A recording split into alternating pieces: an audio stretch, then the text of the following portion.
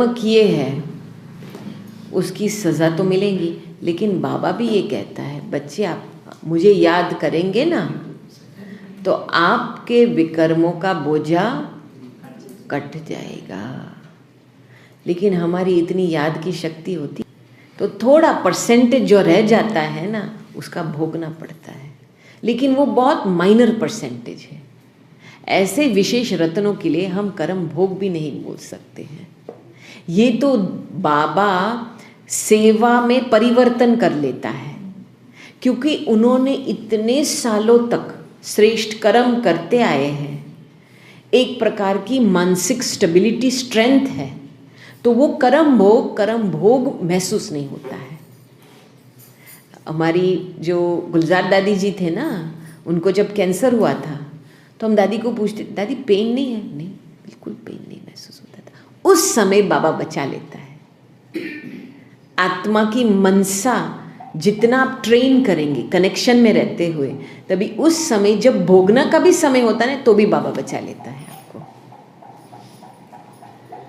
क्योंकि ये एक आपके ऊपर है पुरुषार्थ। ये है सतो प्रधान पुरुषार्थ। कुछ भी हो जाए बाबा के साथ कनेक्शन नहीं टूटना चाहिए। तो पहले जीवन का कर्म ऑफ कोर्स कुछ न कुछ दादी को भी एक बारी हुआ था ना, तो बाबा ने मैसेज भेजा है, ये कोई पूर्व जन्म का छोटा मोटा हिसाब किताब रहा है, क्योंकि ये सारे 108 में आने वाले हैं। अभी आप सोचो 108 पिरामिड की पीक है ना, थोड़ा सा भी गिरे पीछे कितने लोग गिरेंगे, और वो भी विकर्म करेंगे तो किसको भोगना पड़ेगा? उनको भी भोगना पड़ेगा, चाहे उन्होंने डायरेक्ट विकर्म नहीं किए हैं। लेकिन जो कर्म किए हैं, जिसको दुख कष्ट मिला है, वो भी विकर्म में गए हैं ना, तो थोड़ा परसेंटेज इनको भी भोगना पड़ेगा ना। तो इसीलिए बाबा ने एक बारी बताया था कि आप अपने आप को पूर्वज समझेंगे ना तो कभी माया नहीं आएंगी। पूर्वज माना हम जड़े में बैठे हैं, एकदम डीप और स्टेबल और गुप्त। थोड़ा सा भी शोई पिक्चर, कोई भी बात का शोई पिक्चर, कोई मुझे देखे, कोई मेरी बात माने, कोई मुझे अटेंशन देवे, मुझे स्टेज चाहिए, सेवा चाहिए, कुछ भी ऐसी बात है तो माया आ गई।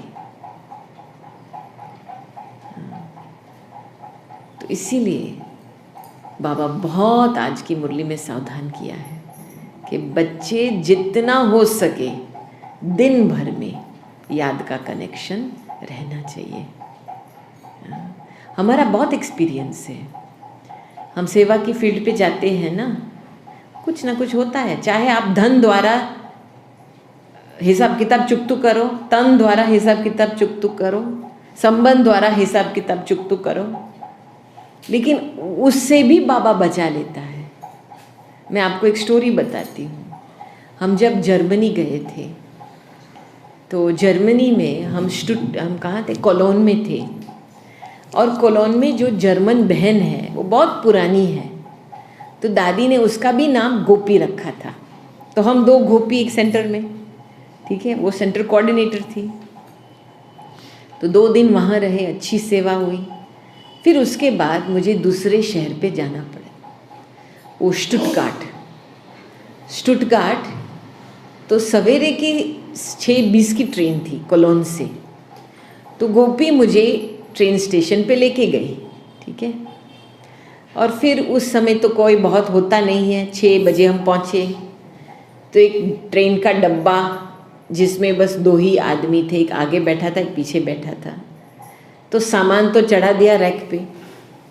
फिर मैंने गोपी को बोला, ये मेरा पर्स है, आप हाथ में पकड़ो, मुझे वॉशरूम जाना है, क्योंकि जब ट्रेन चालू होंगी तो 3 घंटे का 2.5-3 घंटे का ट्रैवल टाइम है, उसके बीच में मैं तो सामान नहीं छोड़ सकती हूँ, तो मैं अभी वॉशरूम होके आती हूँ। तो फिर इसको बताया, हाथ में दिया हैंडबैग। जैसे हम वॉशरूम में गए, 3-4 मिनट लगता है वॉशरूम में, थोड़ा बहुत टाइम नहीं लगता है। वापस आई तो मैंने देखा वो खड़ी है वहाँ पे सीट के बाजू में, लेकिन हैंडबैग गायब। मैंने बोला गोपी क्या हुआ, मेरा हैंडबैग कहाँ है? कहती अरे यहाँ ही रखा था मैंने बोला मैंने आपको हाथ में दिया था तो यहाँ क्यों रखा आपने? कहती है वो आदमी है ना आगे वाला, उसने मुझे पूछा कि टाइम क्या है। मैंने बोला टाइम तो यहाँ लिखा हुआ है। तो उसने क्या युक्ति रची, वो आदमी ने इसको आगे बुलाना, और पीछे वाला भाई जो था वो पर्स उठा के लेके गया और दोनों भाई गायब।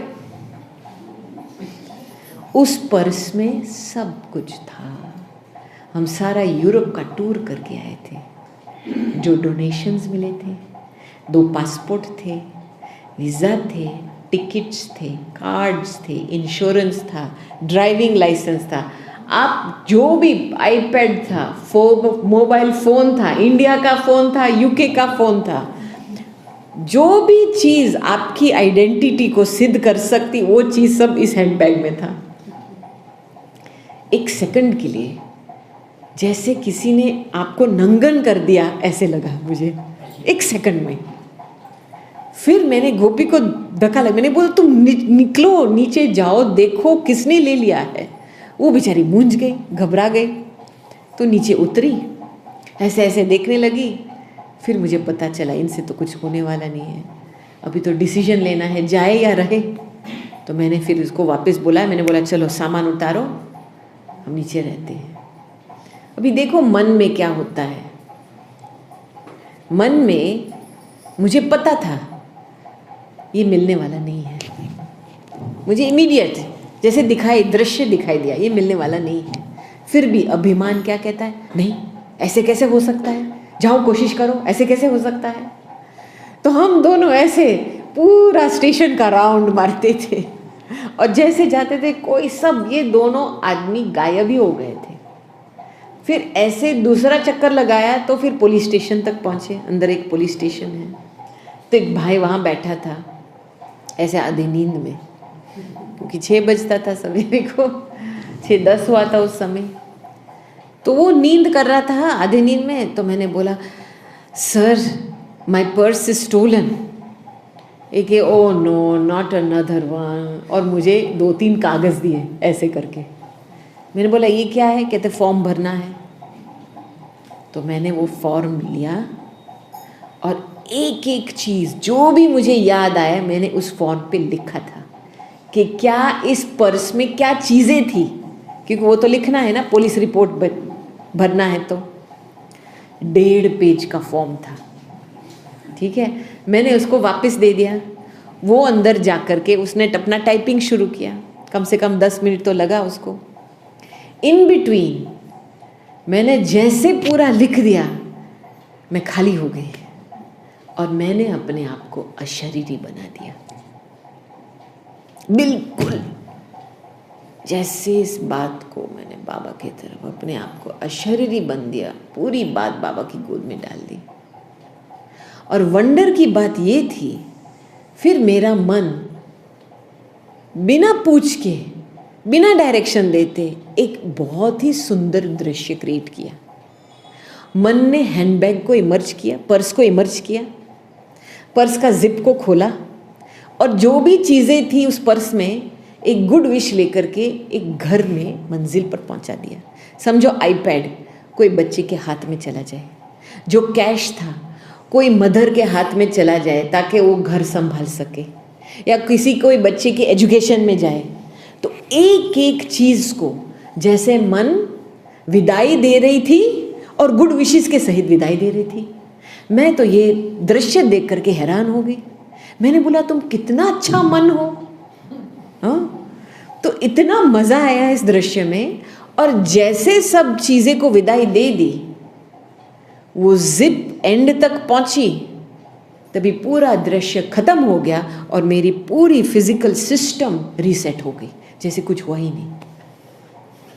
बिल्कुल फिजियोलॉजिकली कोई भी इम्पैक्ट जो असर होता है ना उस शॉक का कि कुछ हो गया, बिल्कुल खत्म, एक सेकंड में, जैसे कुछ हुआ ही नहीं।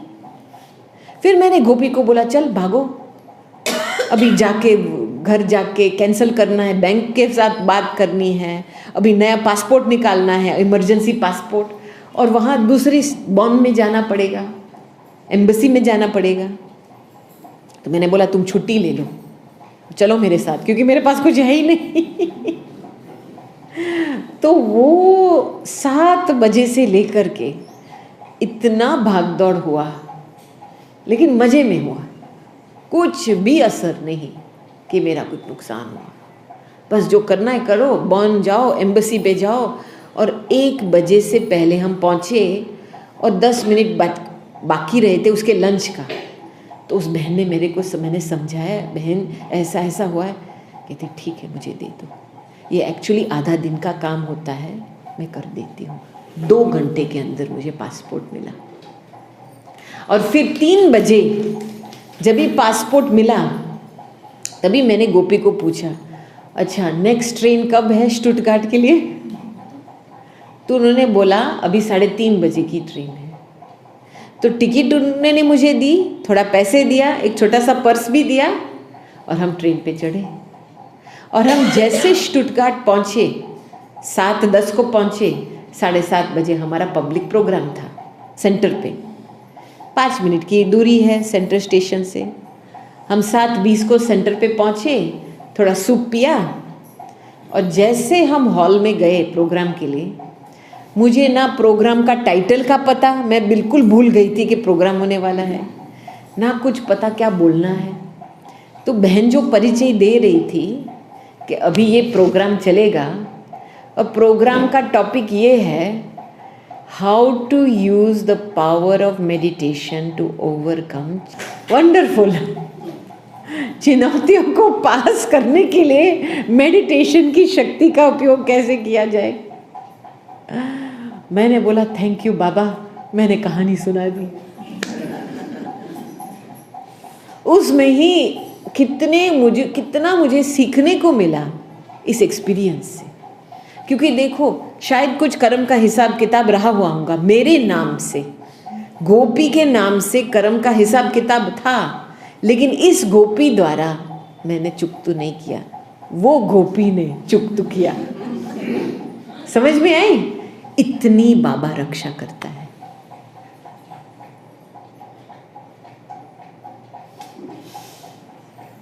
ठीक है ना? तो अभी आप कर्म भोग का सोचो ही नहीं,